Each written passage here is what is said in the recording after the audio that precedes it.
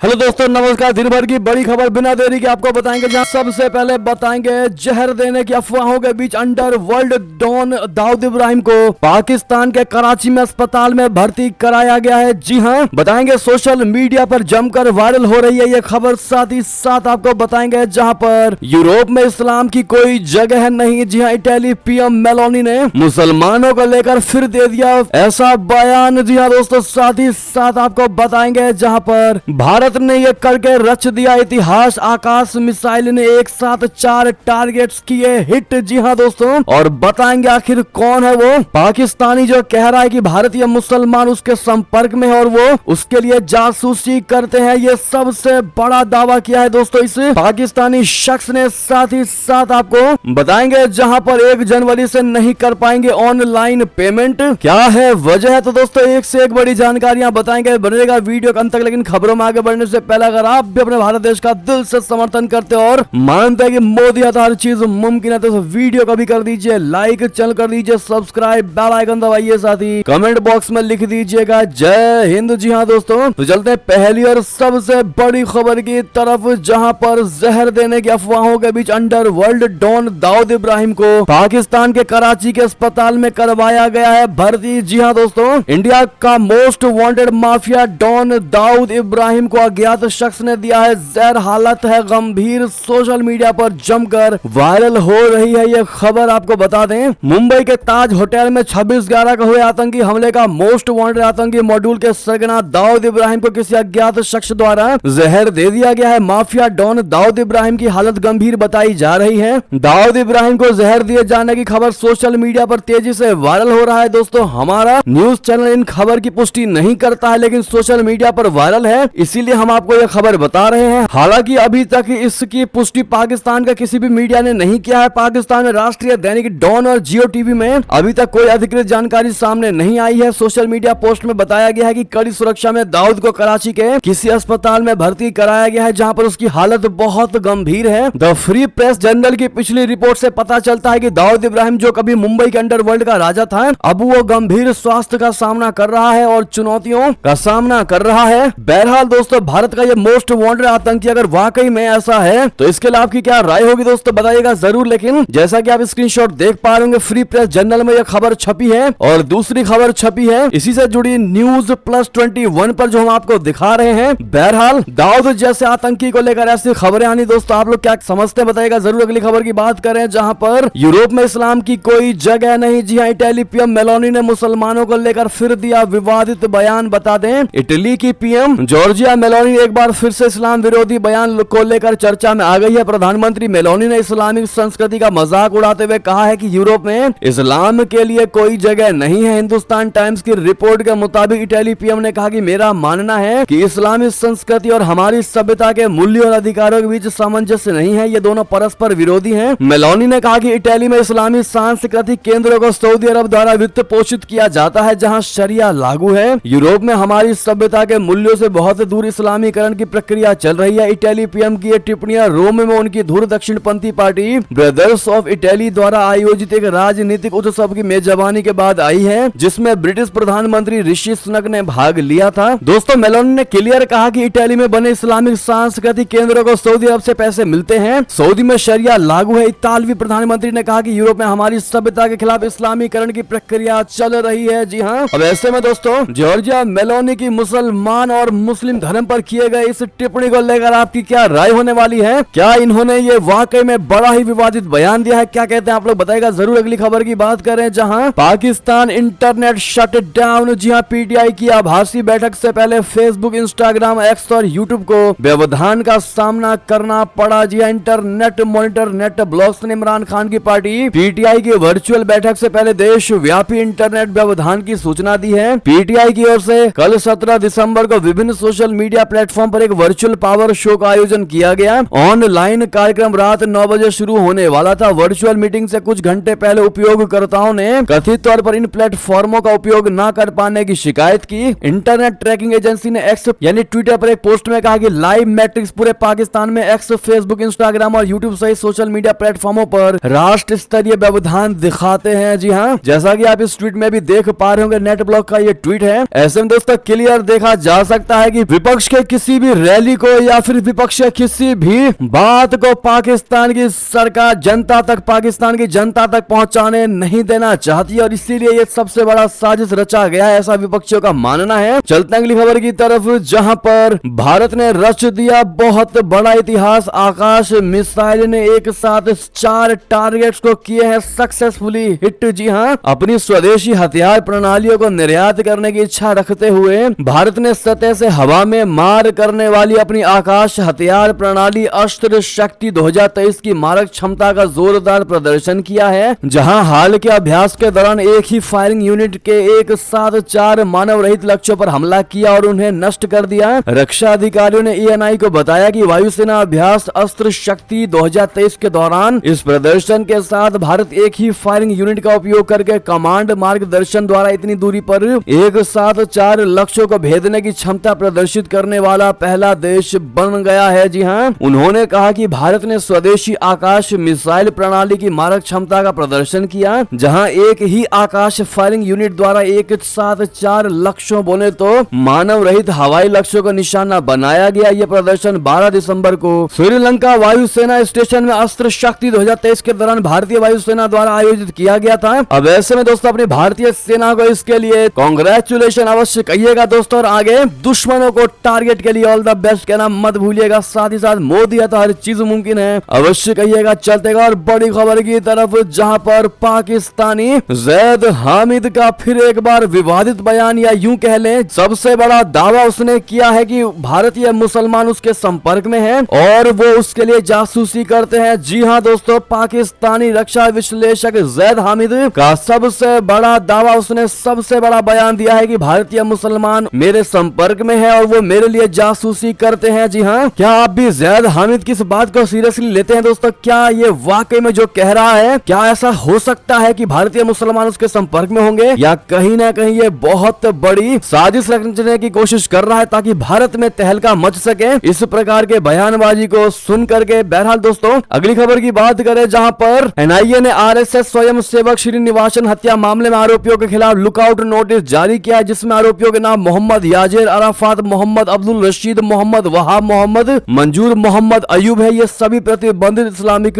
कट्टरपंथी संगठन PFI के सदस्य भी हैं। जी हां दोस्तों, अगली खबर बता दें, जहां संयुक्त राष्ट्र में सीमा पार आतंकवाद के खिलाफ गर्जा अपना भारत, पाकिस्तान और चीन की उड़ाई धज्जियां। बता दें, संयुक्त राष्ट्र भारत ने एक बार फिर सीमा पार आतंकवाद के मुद्दे पर पड़ोसी पाकिस्तान और चीन की धज्जियां उड़ाकर रख दी हैं। भारत ने सीमा पार से लगातार फैलाए जाने वाले आतंकवाद और ड्रोन के जरिए ड्रग्स व हथियारों की तस्करी के मुद्दे पर पाकिस्तान और चीन का नाम लिए बिना उन पर जमकर हमला बोला। सीमा पार आतंकवाद के कारण भारत को होने वाले भारी नुकसान का जिक्र करते हुए संयुक्त राष्ट्र में भारतीय राजदूत ने पाकिस्तान का नाम लिए बिना सुरक्षा परिषद में कहा कि ये आतंकवादी समूह सीमा पार से ड्रोन का उपयोग कर अवैध हथियारों की तस्करी करते हैं। इन गतिविधियों में इजाफा बिना किसी अन्य देश के सहयोग के बगैर संभव है नहीं। भारत ने पाकिस्तान पर निशाना साधते हुए उसका सहयोग करने वाले चीन के नाम का जिक्र किए बिना उसे भी जमकर लताड़ा। संयुक्त राष्ट्र में भारत की गर्जना से पाकिस्तान और चीन की हालत बिगड़ गई है। संयुक्त राष्ट्र में भारत की स्थायी प्रतिनिधि रुचिरा कंबोज ने शुक्रवार को सुरक्षा परिषद में स्मॉल आर्म्स पर खुली बहस में यह टिप्पणी की। कंबोज ने कहा कि कई दशकों तक आतंकवाद के संकट से जूझने के बाद भारत आतंकवादियों द्वारा छोटे हथियारों व गोला बारूद की तस्करी के खतरे से भली भांति अवगत हो चुका है। चलते अगली खबर की तरफ, जहां POK में किसी भी सुबह लहरा सकता है तिरंगा। जी हां, केंद्रीय मंत्री का बहुत बड़ा और बेबाक बयान। बता दें, पाकिस्तान ने लंबे समय से जम्मू कश्मीर के एक हिस्से पर कब्जा कर रखा है। भारत 2024 के लोकसभा चुनाव से पहले पाक अधिकृत कश्मीर को वापस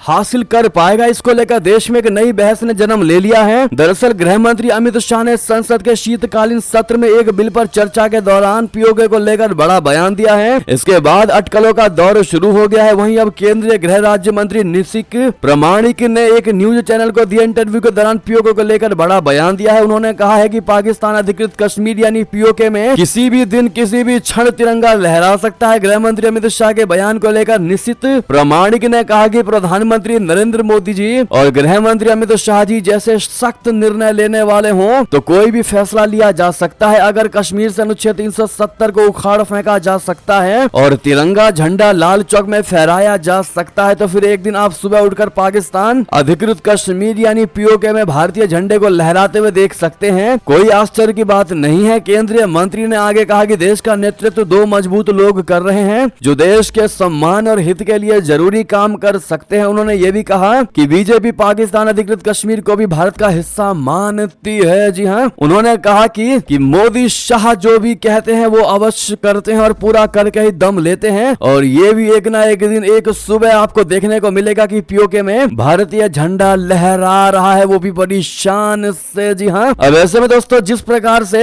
निश्चित प्रामाणिक जी ये मानते हैं कि पीओके में एक दिन सुबह भारतीय तिरंगा लहराएगा और मोदी अमित शाह के नेतृत्व में ये पॉसिबल है, तो और आपको भी यही लगता है तो अपनी राय अवश्य दीजिएगा दोस्तों। साथ ही साथ लॉन्ग लिव मोदी जी कहना मत भूलिएगा। एक और बड़ी खबर की बात करते हैं जहां पर अफगानिस्तान की टोक पर तिलमिला उठा पाकिस्तान, कहने लगा हर घटना के लिए हम जिम्मेदार नहीं। जी हां, अफगानिस्तान ने आधिकारिक तौर पर एक बार फिर पाकिस्तान को कड़ा जवाब देते हुए कहा कि पाकिस्तान को अपनी सुरक्षा पर अधिक ध्यान देना चाहिए और पाकिस्तान के अंदर घटने वाली हर घटना की जिम्मेदारी अफगानिस्तान पर नहीं डालनी चाहिए। पाकिस्तान के डेरा इस्माइल खान में 23 सुरक्षा कर्मियों के मारे जाने के बाद पाकिस्तान और अफगानिस्तान के बीच राजनीतिक स्तर पर दबाव बनाने की रणनीति शुरू हो गई है। अफगानिस्तान ने आधिकारिक तौर पर कहा है कि पाकिस्तान में होने वाली हर घटना की जिम्मेदारी उस पर नहीं थोपी जानी चाहिए। पाकिस्तान ने कहा है कि हम उम्मीद करते हैं कि अफगानिस्तान इस मामले में शामिल आरोपियों को सौंपने के अलावा भी बहुत कुछ करेगा। पाकिस्तान में डेरा इस्माइल खान स्थित सुरक्षा चौकी पर आत्मघाती हमले के बाद पाकिस्तान ने अपने यहाँ मौजूद अफगानिस्तान के कार्यवाहक राजदूत को बुलाकर अपनी कड़ी नाराजगी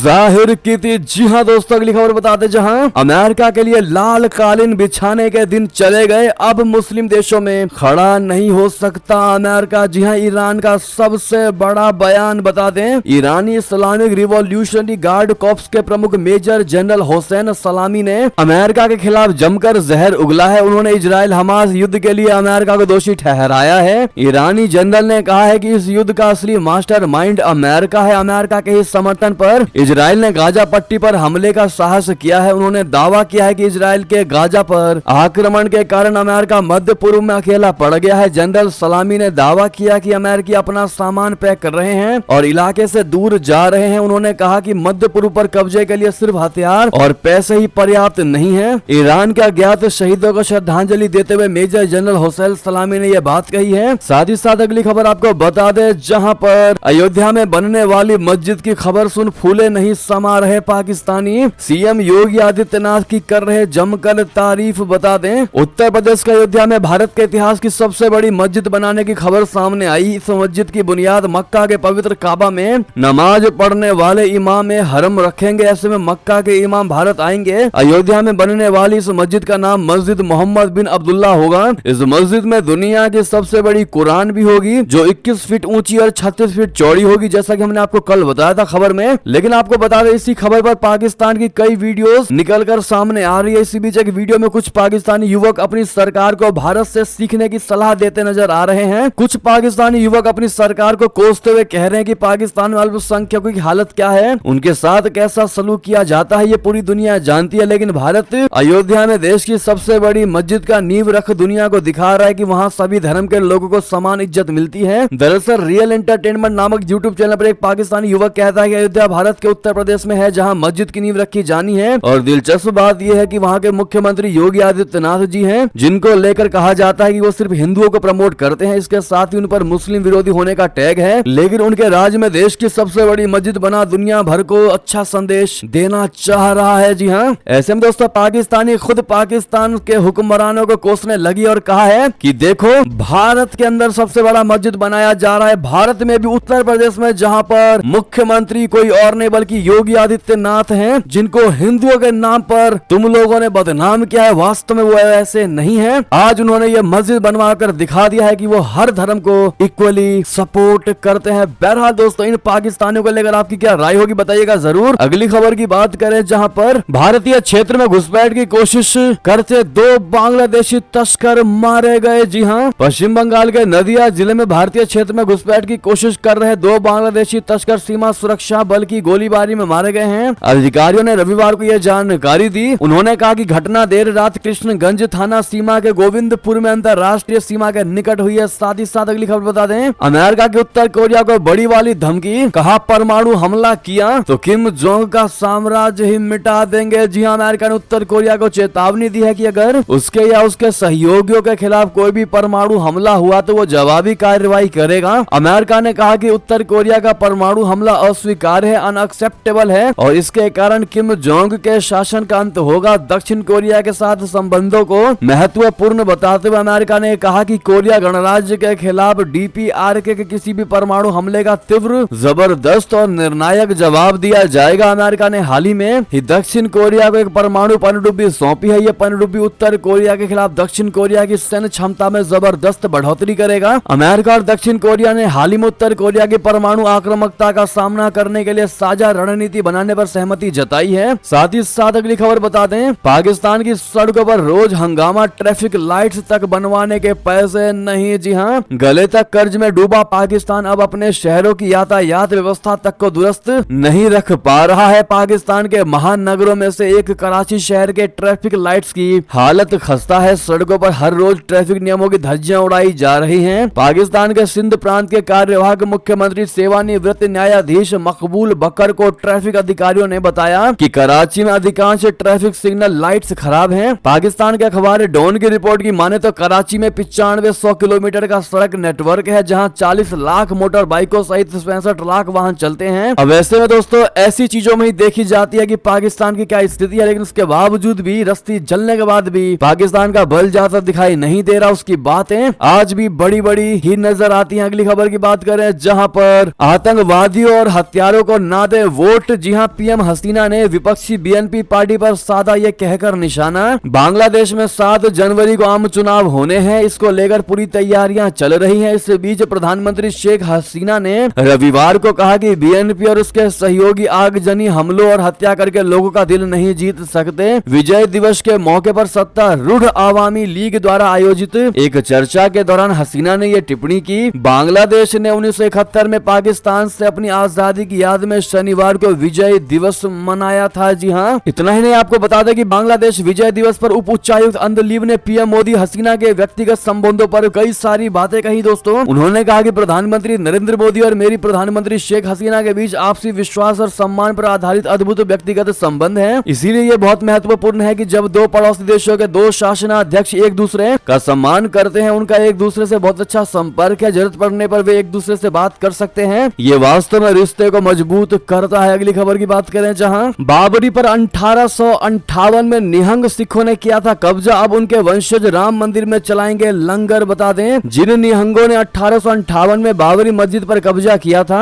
अब उनके वंशज अयोध्या में राम मंदिर प्राण प्रतिष्ठा के दिन यहाँ पर लंगर चलाएंगे। इस बात की जानकारी खुद निहंग सिंह के 8वें वंशज जत्थेदार बाबा हरजीत सिंह रसूलपुर ने दी है। उन्होंने चंडीगढ़ में प्रेस कॉन्फ्रेंस के दौरान रविवार को ये बातें कही। उसके मुताबिक 22 जनवरी के दिन अयोध्या में संगत भी होगी। गौरतलब है कि 1858 की घटना का जिक्र सुप्रीम कोर्ट ने राम मंदिर पर फैसला सुनाते वक्त भी किया था। अगली खबर बता दें, इसी से जुड़ी, जहां पर अयोध्या में रामलला के आगमन पर अमेरिका में मना बड़ा जश्न, वॉशिंगटन में निकाली गई कार रैली। जी हां, भारत के लिए जनवरी का महीना बेहद खास होने वाला है, या यूं कह ले ऐतिहासिक होने वाला है। अयोध्या में 22 जनवरी को धूमधाम से रामलला की मूर्ति की प्राण प्रतिष्ठा की जानी है। इस भव्य राम मंदिर की चर्चा दुनिया भर में हो रही है। इसी बीच हिंदू अमेरिकी समुदाय के लोगों ने अयोध्या में राम मंदिर में अगले साल होने वाले प्राण प्रतिष्ठा समारोह के उपलक्ष्य में शनिवार को अमेरिकी वॉशिंगटन DC में एक कार रैली का आयोजन किया। आयोजकों ने बताया कि शनिवार दोपहर समुदाय के लोग फ्रेडरिक सिटी मैरीलैंड के पास अयोध्या वे में श्री भक्त अंजनेय मंदिर में जमा हुए। इस रैली के साथ ही भारत में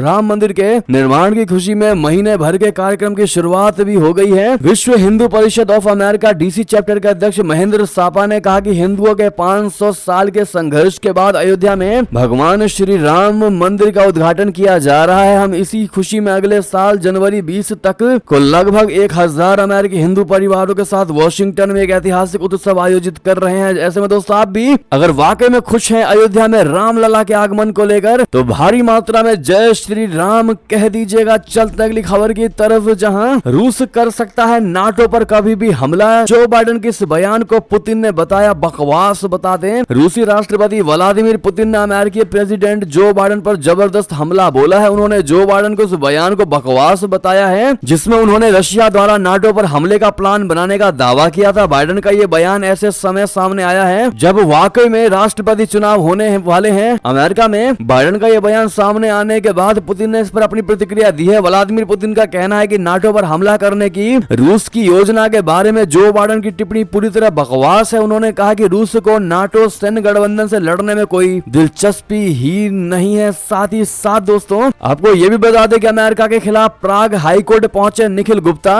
निचली अदालत में झटके के बाद कितना हुआ मजबूत केस, आपको बता दें भारतीय नागरिक निखिल गुप्ता चेक गणराज्य की राजधानी प्राग में एक जेल में बंद है, क्योंकि अमेरिका के इस आरोप के बाद कि उन्होंने अमेरिका में रहने वाले खालिस्तानी आतंकवादी गुरपतवंत सिंह पन्नून की हत्या की साजिश रची थी। उन्हें प्राग में गिरफ्तार कर लिया गया था। वहीं अब अमेरिका निखिल गुप्ता के प्रत्यर्पण की कोशिश कर रहा है। प्राग की एक नगर निगम अदालत ने हाल ही में अमेरिका में निखिल गुप्ता के प्रत्यर्पण के पक्ष में फैसला सुनाया है, लेकिन द संडे की ताजा रिपोर्ट के मुताबिक निखिल गुप्ता के पास अमेरिकी प्रत्यर्पण के खिलाफ अपील करने का अधिकार ऊपरी अदालतों में है और उन्होंने हाई कोर्ट में अपील भी कर डाली है। जी हां, अगली खबर बता दें आपको, जहां डोनाल्ड ट्रंप की इस टिप्पणी पर मच गया पूरे अमेरिका में बवाल। उन्होंने कहा था कि अवैध प्रवासी हमारे देश के खून में जहर घोल रहे हैं। जी हां, अमेरिका के पूर्व राष्ट्रपति और रिपब्लिकन पार्टी की ओर से राष्ट्रपति पद के प्रबल दावेदार डोनाल्ड ट्रंप एक बार फिर अपने विवादित बयानों की वजह से चर्चाओं में है। शनिवार को अमेरिकी शहर न्यू हैम्पशायर में एक रैली को संबोधित करते हुए ट्रंप ने अपने उस बयान को दोहराया कि बिना दस्तावेज वाले प्रवासी अमेरिकी खून में जहर घोलने का काम कर रहे हैं। ट्रंप ने सितंबर में भी इसी तरह की टिप्पणी की थी, जिसको लेकर ट्रंप की जमकर आलोचना हुई थी। ट्रंप के इस बयान को ज़ोनोफोबिक और नाजी विचारधारा से प्रेरित बताया गया था। अगली खबर बता दें, प्रधानमंत्री मोदी ने काफिला रोककर एम्बुलेंस को दिया रास्ता, वीडियो हुआ वायरल,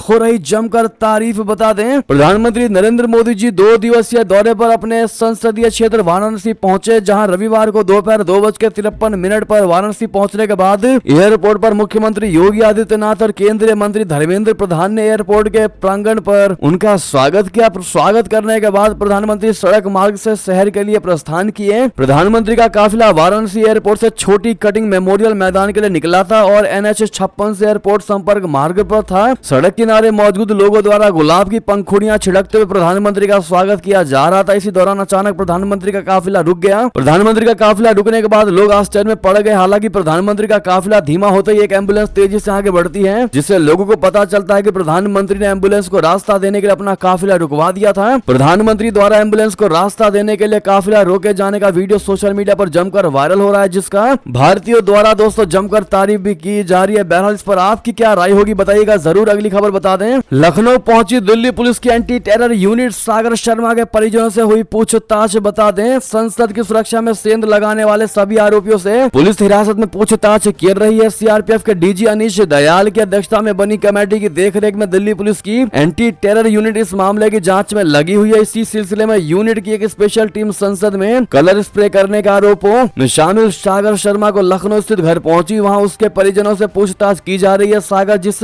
जूते में स्प्रे छुड़ाकर चिपकाकर संसद परिसर में लाया था, उसे लखनऊ के आलमबाग के सड़ाना फुटवियर से खरीदा गया था। पुलिस उस दुकान पर जाकर पूछताछ करने वाली है। साथ ही साथ आपको बताते हैं, जहां नवजोत सिंह सिद्धू का सबसे बड़ा दावा, कहा पंजाब की जेलों में धड़ल्ले से बिक रहा है ड्रग्स, गलत अगर साबित हुआ तो सियासत छोड़ दूंगा। जी हां, पंजाब कांग्रेस के पूर्व प्रमुख नवजोत सिंह सिद्धू ने शनिवार को आरोप लगाया कि प्रदेश के जेलों के अंदर ड्रग्स बेची जा रही है। उन्होंने कहा कि अगर उनके दावे गलत साबित हुए तो वो राजनीति छोड़ देंगे। साथ ही साथ अगली खबर बता दें, घर घर बांटे जाएंगे रामनगरी, अयोध्या से आए अक्षत, RSS की ओर से चलेगा विशेष अभियान। बता दें, पीलीभीत में रामनगरी अयोध्या से आए अक्षत गांव गांव जाकर घर घर बांटे जाएंगे। इसको लेकर जिले में जगह जगह कार्यक्रम किए जा रहे हैं। रविवार को बरखेड़ा व बीसलपुर में हुए कार्यक्रमों में RSS के पदाधिकारियों ने इस बारे में लोगों को जानकारियां भी दी हैं। साथ ही साथ अंतिम खबर आपको बता दें, जहां 1 जनवरी से नहीं कर पाएंगे ऑनलाइन पेमेंट, आज ही निपटा ले ये काम। दरअसल national payment corporation of India यानी NPCI की तरफ से इनएक्टिव UPI ID को ब्लॉक करने के निर्देश दिए गए हैं। मतलब अगर आप 1 साल या उससे ज्यादा वक्त से UPI ID से ऑनलाइन लेन देन नहीं कर रहे हैं तो आपको